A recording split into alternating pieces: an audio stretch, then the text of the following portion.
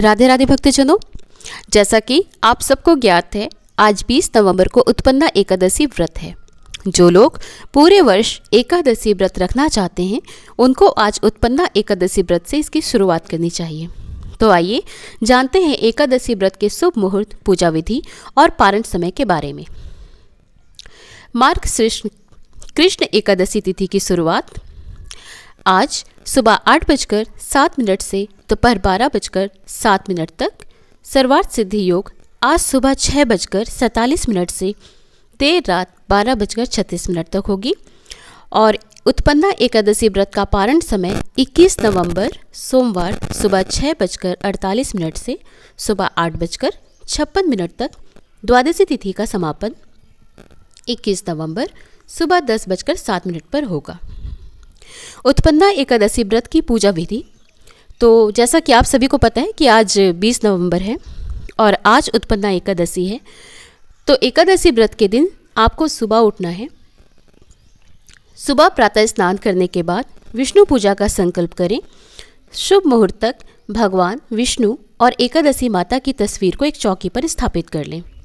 फिर पंचामृत से भगवान विष्णु को स्नान कराएं। इसके बाद वस्त्र, चंदन, हल्दी, तुलसी का पत्ता, अक्षत, धूप, दीप, गंध, पान का पत्ता, सुपारी, पीले फल, मिठाई आदि अर्पित करें।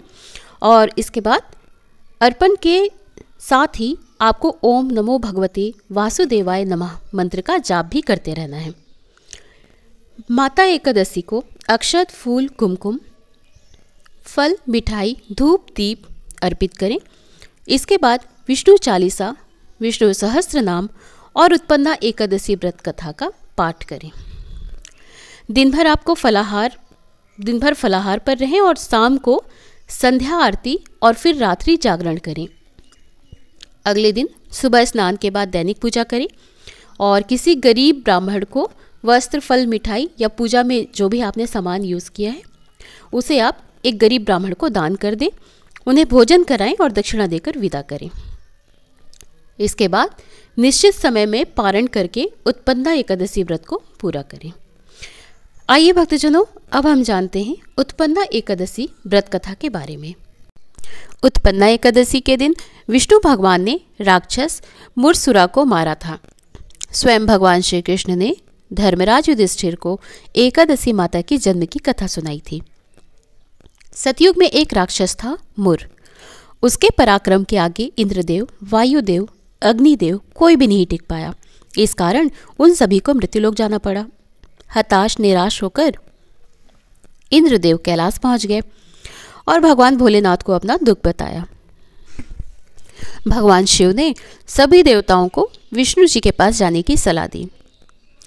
जब देवताएं क्षीर सागर पर पहुंचे जहां विष्णु जी निद्रा में थे, कुछ समय बाद विष्णु जी के नेत्र खुले। तब देवताओं ने उनकी स्तुति की। विष्णु जी ने उनसे क्षीर सागर आने का कारण पूछा। तब इंद्रदेव ने उन्हें विस्तार से बताया कि मुर नामक राक्षस ने सभी देवताओं को मृत्युलोक में जाने के लिए विवश कर दिया है।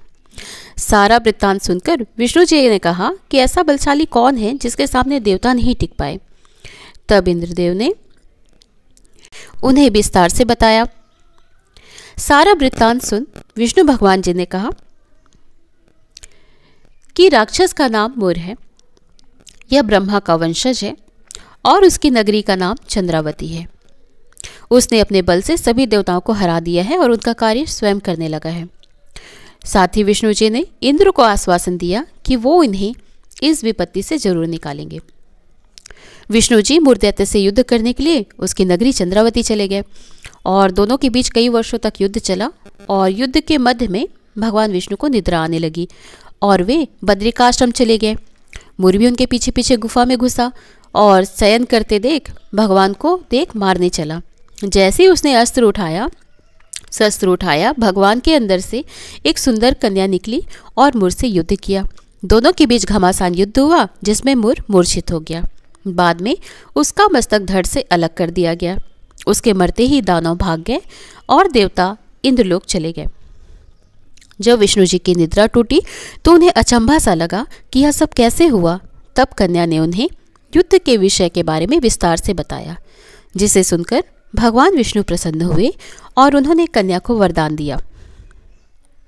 उन्होंने कहा कि कोई मनुष्य अगर तुम्हारा व्रत करे तो उसके सारे पापों का नाश हो जाएगा और उसे विष्णु लोक मिलेगा।